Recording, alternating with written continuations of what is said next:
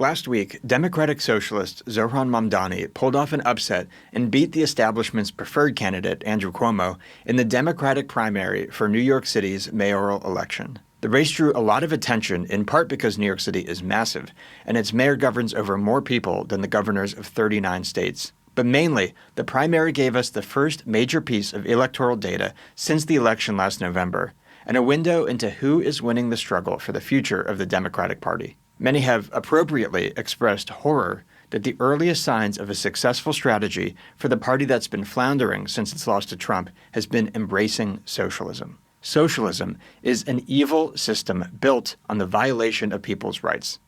It also destroys societies and economies because it tries to ignore fundamental aspects of human action and economic law. Anyone who is at all concerned with the well-being of their communities, their nation, and their descendants should completely oppose any steps towards socialism. And make no mistake, Zohran Mamdani is a full-on socialist. He did not campaign on turning the means of production over to the workers, but he has been clear that he believes in that end goal and views watering down the message as a strategic necessity in the longer effort to make socialism more palatable for the public. And still, as Mises's William L. Anderson wrote last week, his policies only stand to hurt the people of New York City. It's clear that the political establishment is not happy about Zohran's victory. It's important to understand that, as terrible as they are, establishment politicians do not want America immediately transformed into a full-on socialist country. These folks are ripping the American people off. They've built a relatively stable redistribution scheme that benefits them.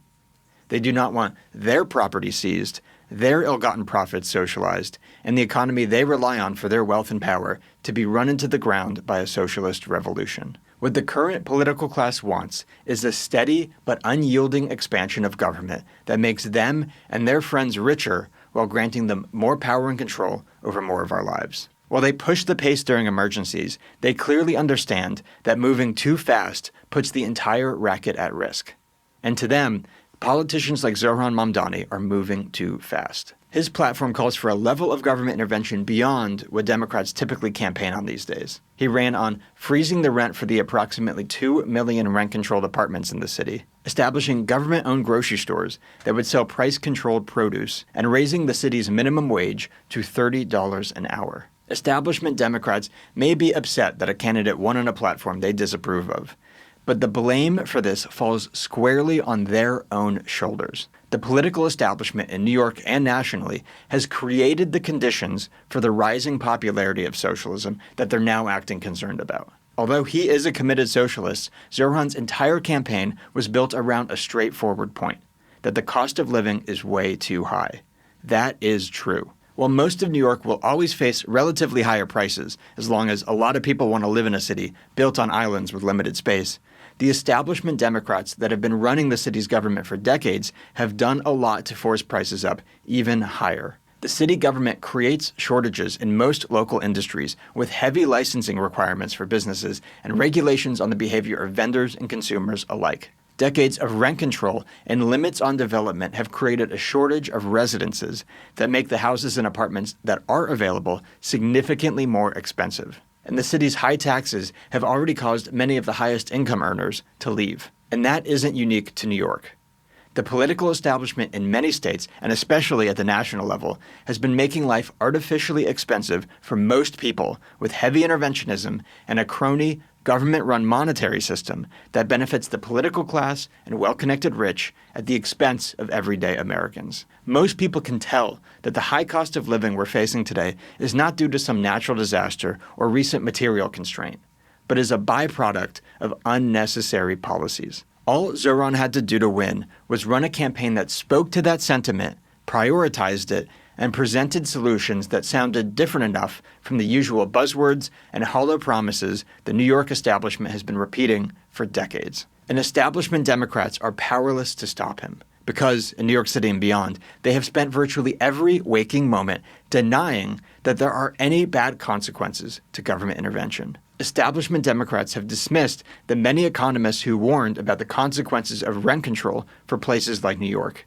And they helped quickly institute a massive federal ban on evictions, including for non-payment of rent, during the COVID pandemic, with no concern about the potential downsides. So, from that standpoint, why can't there be a rent freeze for New York apartments? They also help the government take over many of the most important services in society, such as education, transportation, and the protection of persons and property, all while ridiculing those who argued that the quality of these services would decline while they became overly expensive. And when, in every single circumstance, that is precisely what happened, the establishment Democrats pretended like everything was fine. But if it were, why then couldn't the government take on more services, such as providing food? And finally, establishment Democrats have completely denied that the law of demand applies to wage labor, and brushed off any concerns that raising the minimum wage has any negative effects whatsoever. Why then can't the minimum wage be $30? The answer is that the establishment Democrats are lying. There are bad consequences to all these policies. Holding the price of rent down and protecting people who don't pay from evictions creates shortages that make housing more expensive for everyone. Removing the pressures of the profit and loss system protects low-quality and inefficient service providers from the consequences of providing poor or overly expensive service. And making low-wage jobs illegal destroys those jobs. That creates shortages which make everything more expensive, but it especially hurts the people that have no alternative besides the now illegal low-wage jobs. As long as we continue to find ourselves in an artificial cost of living crisis with political leaders who insist that government intervention can essentially eliminate poverty without any real downsides, the "what are we waiting for" interventionism of socialists like Zohran Mamdani will only get more popular, to the detriment of us all.